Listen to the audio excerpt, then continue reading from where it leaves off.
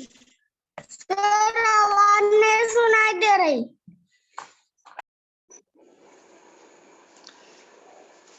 Hello students. Now today we will read the chapter number 9. आज हम chapter number 9 पढ़ेंगे। Chapter का name है shelter. We all need a place to live in. Such places are called houses. A house gives us shelter from heat, cold, rain, winds, and storms. It keeps us safe from animals and thieves. हम सब लोगों को एक place की जरूरत होती है जहां पर हम रहते हैं। आप लोग जब भी मॉर्निंग में उठते हैं तो you complete your daily routine. आप अपना मॉर्निंग रूटीन घर में कंप्लीट करते हैं और एक हर वर्क के लिए एक पर्टिकुलर प्लेस होता है। अगर वॉशरूम जाना है तो उसके लिए प्लेस फिक्स है, अगर आपको बात करना है, नहाना है तो उसके लिए प्लेस फिक्स है।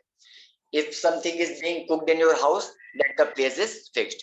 अगर घर में कहीं कुकिंग होनी है तो उसके लिए प्लेस फिक्स है, उसी रूम में कुकिंग होना है।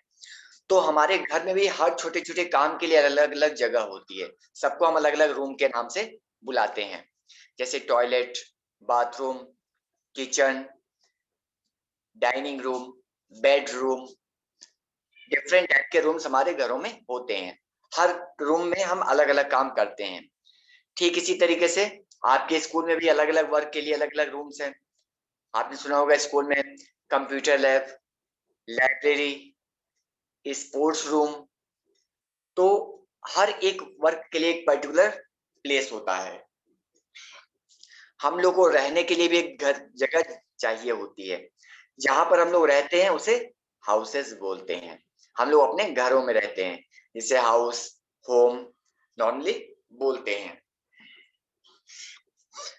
हमारा जो घर होता है, हमारा हाउस, वो हमें कवर करता है, हमें बचाता है इन सब चीजों से, हीट से, कोल्ड से, रेन से, विंड से, स्टॉर्म से। जब बहुत तेज हवा आती है, बहुत तेज आंधी, तूफान, ठंडी, गर्मी, बरसात, इन सारी चीजों से हमारा घर हमें बचाता है। जब भी कभी हम कहीं बाहर जा रहे होते हैं, अचानक से बारिश होने लगती है, तो firstly we always try to find out the centre.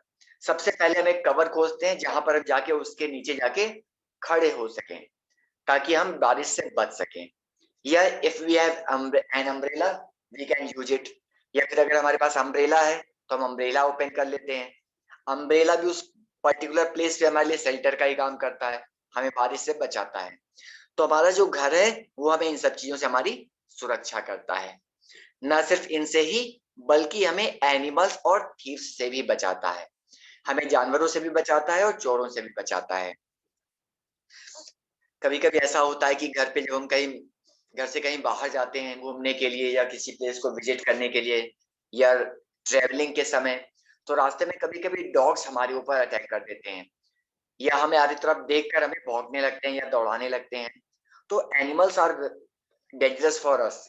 तो ऐसे में अगर हम अपने घर में हैं तो हम अपने इन एनिमल से बचे हुए हैं। एनिमल से हमारी सेफ्टी है, क्योंकि एनिमल्स हमारे घरों में नहीं आ सकते। That is safe.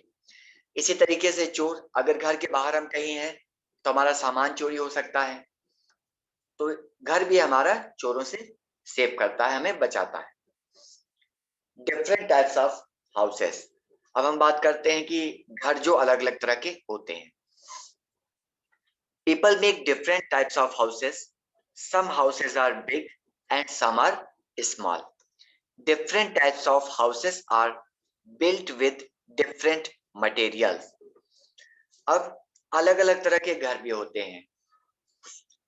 आप लोग जब भी स्कूल जाते हैं बस से, और जब बस से वापस आते हैं अपने घर, तो रास्ते में आपने देखा होगा, you will always find that the different type of houses are made. आपने देखा होगा रास्ते में कई तरीके के घर बने होते हैं। आप कुछ घरों को देखकर कहते हैं that house is really very beautiful, that house is very big, that house is small. ऐसा आप लोग आपस में बात करते हैं।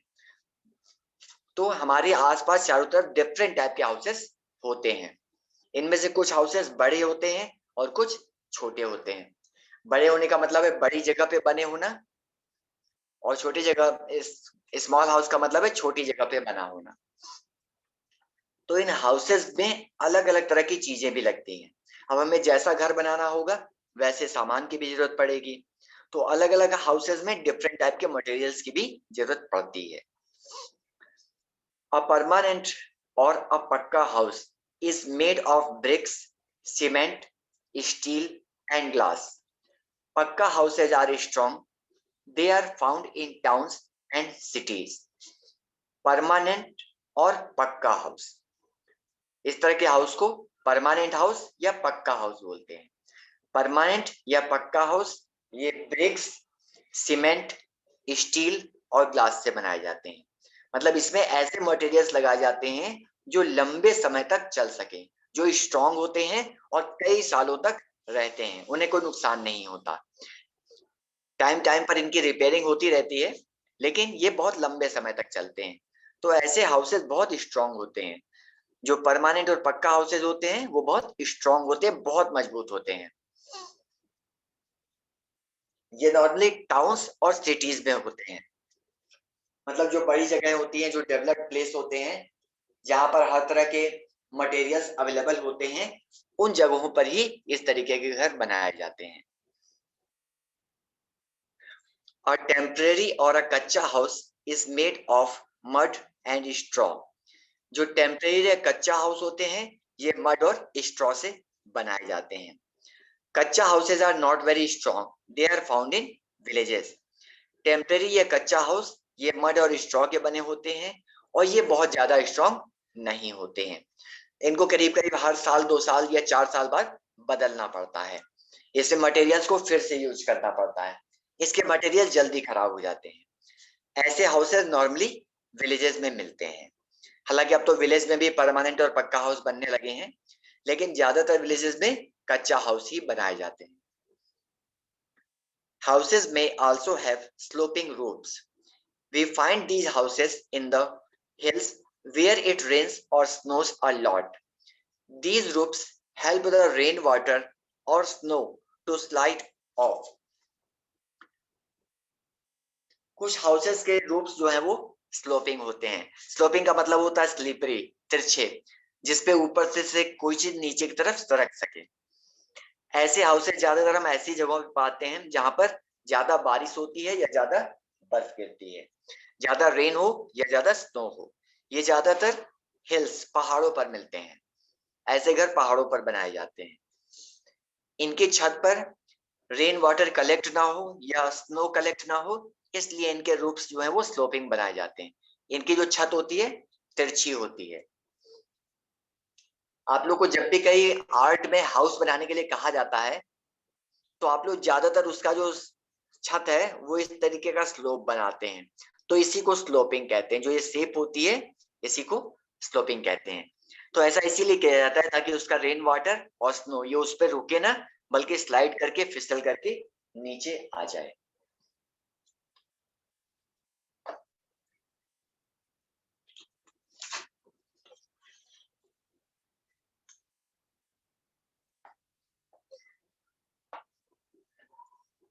अब पक्का हाउस और कच्चा house, a house with a sloping roof.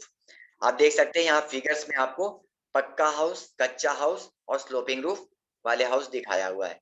ये स्लोपिंग रूफ है, इस पे ऊपर अगर रेन वाटर या स्नो पड़ती है तो वो स्लाइड करके नीचे आ जाती है, ऊपर कलेक्ट नहीं होती। इससे ये घर मजबूत रहते हैं, टूटते नहीं। ये कच्चा हाउस है जो मड और स्ट्रॉ का बनाया गया है। ये पक्का हाउस है जिसमें सीमेंट, ब्रिक्स, स्टील और ग्लास का यूज किया गया है। Let us look at some other different types of houses from around the world. अब चलिए कुछ और हाउसेस देखते हैं जो पूरे दुनिया भर में देखने को मिलते हैं। अ हाउस बोट, इसको हाउस बोट बोलते हैं। एन इग्लू, ये इग्लू है। ए हाउस ऑन स्टिल्ट्स, ये स्टिल्ट्स पे बना हुआ हाउस है। स्टिल्ट्स इन पिलर्स को कहते हैं जो वुड की बनी होती है। ये स्टिल्ट हाउस है।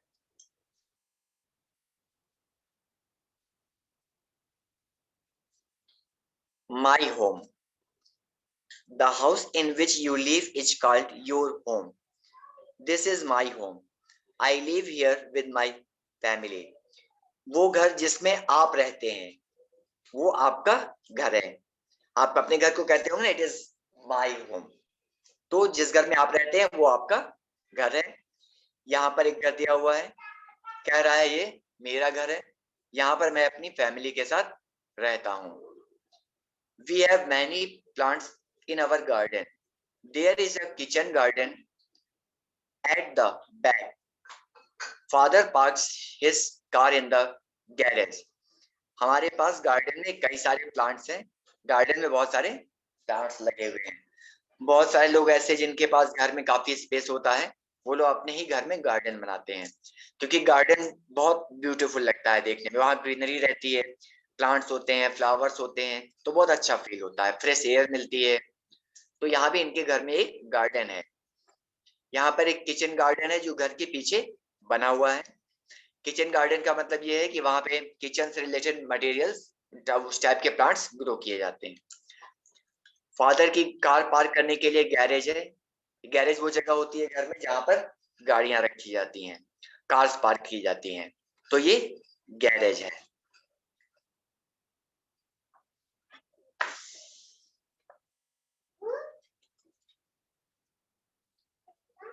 Rooms in a house. अब घर में जो रूम्स होते हैं डिफरेंट टाइप के, हम उनकी बात करते हैं।